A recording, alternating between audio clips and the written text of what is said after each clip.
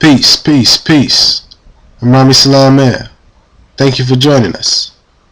We're going to continue our reading from the Mysteries of the Christ, Yehoshua, his life, works, and teachings in India and Egypt.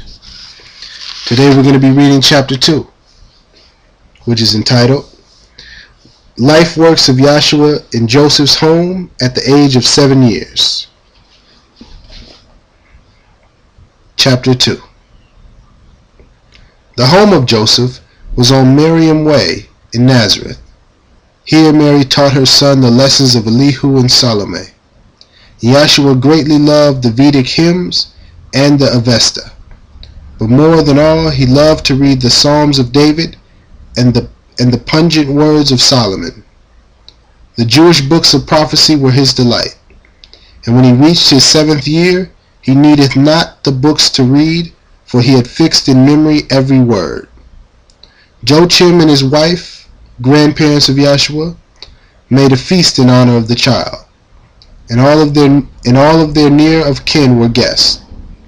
And Yehoshua stood before the guests and said, I had a dream, and in my dream I stood before the sea, upon a sandy beach. The waves upon the sea were high. A storm was raging on the deep. Someone above gave me a wand. I took the wand and touched the sands, and every grain of sand became a living thing. The beach was all a mass of beauty and song. I touched the waters at my feet, and they were changed to trees and flowers and singing birds, and everything was praising Allah. And someone spoke. I did not see the one who spoke. I heard the voice, which said, There is no death. Grandmother Ann loved the child.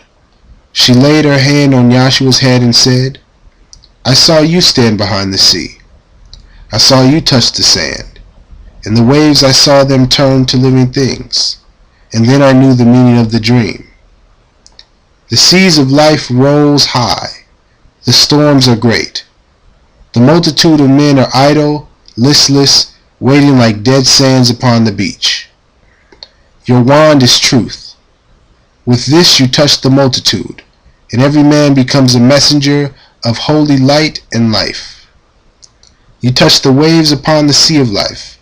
Their turmoils cease.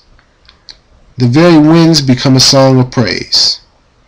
There is no death, because the wand of truth can change the driest bones to living things, and bring the loveliest flowers from stagnant ponds, and turn the most discordant notes to harmony and praise. Joachim said, My son, today you pass the 7th milestone of your way of life.